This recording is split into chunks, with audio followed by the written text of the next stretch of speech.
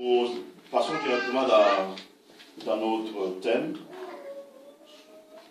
Notre grand thème, sauver pour servir Dieu. Amen.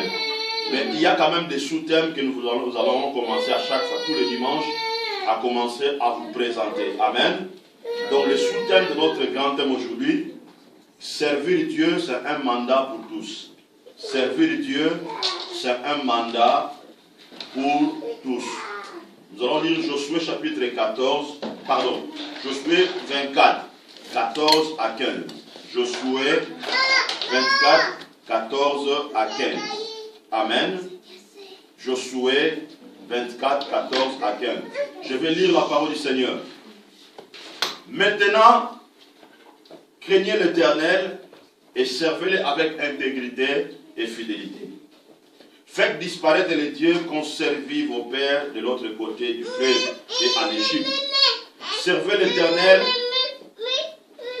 Verset 15. Et si vous ne trouvez pas bon de servir l'Éternel, choisissez aujourd'hui qui vous voulez servir. Ou le Dieu servait vos pères au-delà du fleuve, ou le Dieu des Amoréens dans le pays desquels vous habitez. Moi et ma maison, nous servirons l'Éternel. Amen. Amen. Écoutez, celui qui parle ici, c'est Josué, un des plus grands leaders qui avait amené le peuple Israël dans la terre promise. Amen. Amen. Josué, il est parmi les plus grands leaders qui a marqué l'histoire dans le leadership biblique. Et il est le vrai modèle pour le leadership efficace. Son objectif était de pousser le peuple à travailler au profit du royaume de Dieu. Amen. Amen. Lorsque Josué, après la mort de Moïse, Dieu l'a établi comme leader pour conduire le peuple vers la terre promise, le plus grand secret que Josué a utilisé, c'était de pousser le peuple à travailler au profit du royaume de Dieu. Écoutez, le rôle de chaque enfant de Dieu sauvé par Dieu est très indispensable dans le fonctionnement de l'Église. Amen. Le rôle de chaque enfant de Dieu sauvé par Dieu est très important dans le fonctionnement de l'Église.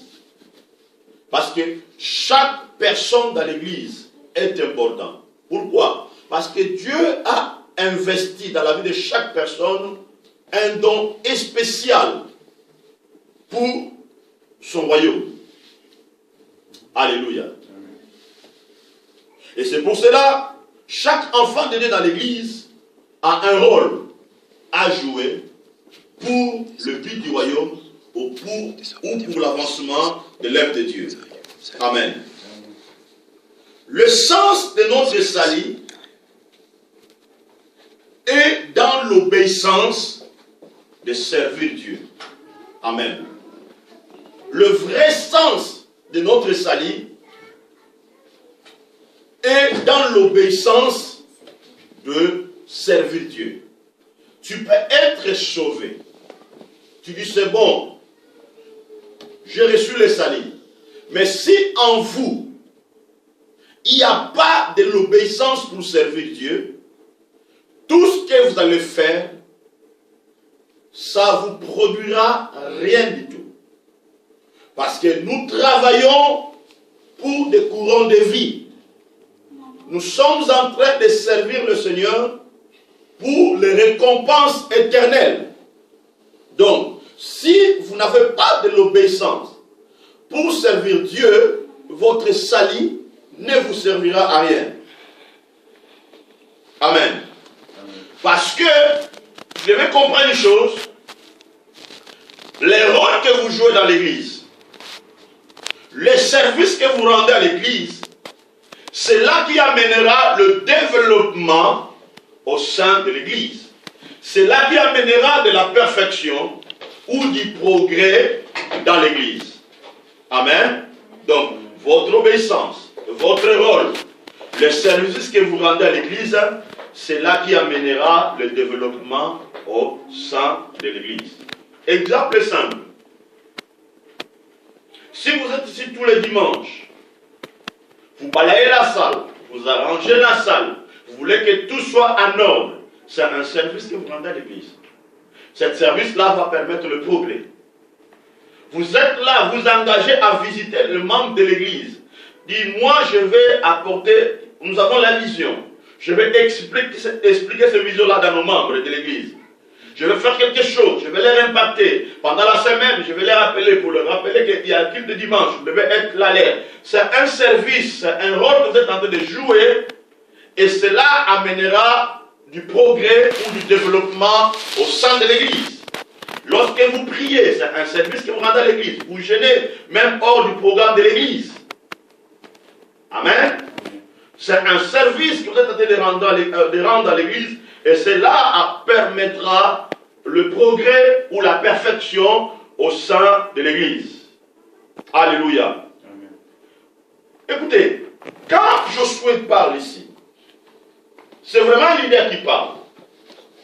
C'est vraiment un leader qui savait son rôle dans le service du Seigneur. Nous pouvons dire que Josué, lorsqu'il a pris le pouvoir, il a vu les choses dans notre dimension. Amen. Il a compris que si je ne dis pas ces choses, je vais échouer dans la vision que Dieu m'a donnée. Et regarde ce qu'il dit. Maintenant, craignez l'Éternel. Servez-le avec intégrité et fidélité. Et il dit, faites disparaître le Dieu qu'ont servi vos pères. Faites disparaître. Je vais expliquer ces choses. Amen. Amen. Josué, il a conditionné l'efficacité des services, de servir Dieu dans 3 dimensions. Amen. Amen. Donc, il a conditionné l'efficacité de servir Dieu en 3 dimensions. Maintenant, Josué avait compris quelque chose que Moïse n'avait pas bien compris. Moïse a donné au peuple la loi, les 10 commandements, le miracle. Moïse a fait des choses extraordinaires. Il a construit le tabernacle. Il était capable de voir dans la pensée de Dieu le tabernacle. Et il imprime ça sur la terre. Amen. Mais Josué avait compris quelque chose que Moïse n'avait pas vraiment bien saisi. Quelle est cette chose? Amener le peuple à servir Dieu. C'est ça ce qui est important. Amener le peuple à servir Dieu. Si vous regardez le leadership de Moïse, Moïse n'avait pas vraiment amené le peuple à servir Dieu. Il a fait des choses extraordinaires. Le peuple avait besoin de miracles, Moïse a donné. Le peuple avait besoin de l'eau, Moïse a donné. Mais Moïse n'avait pas vraiment conduit, amené le peuple à servir Dieu. Et lorsque Josué a pris le leadership, il a pris le pouvoir, il a pris le mandat ou la mission, Josué va comprendre. C'est pour ça que vous allez voir, Josué avait moins de problèmes que Moïse. Donc, si un leader, il arrive à réussir à pousser le peuple à servir Dieu, ce leader-là aura moins de problèmes. C'est pour ça que vous allez voir, les apôtres ont dit ceci. Ils ont choisi les gens pour servir Dieu. Ils ont dit, nous allons nous focaliser dans la parole de Dieu pour éviter des problèmes. Parce que même dans la maison, si seulement toi, le papa et la maman, vous travaillez, c'est vous qui faites les choses, et que vous avez des enfants qui commencent à grandir, et que ces enfants-là ne font rien à la maison, ce sont des problèmes en tant que des parents. Vous serez fatigué, il y aura trop de poids sur vous. Amen. Quel est le premier point que Josué avait compris? Il pousse le peuple à craindre Dieu. Ça c'est un. Amen. Il pousse le peuple à craindre Dieu. La crainte ici que Josué est en train de parler, c'est pousser le peuple à honorer Dieu. Amen. À honorer Dieu à leur engagement. Il a dit craignez l'Éternel. Ou craignez l'Éternel. Amen. Il pousse le peuple à honorer Dieu. Donc, Josué, il a présenté une autre dimension de Dieu. Il a dit, c'est Dieu que je vous présente. Il n'est pas comme le Dieu que vos pères ont servi en Égypte.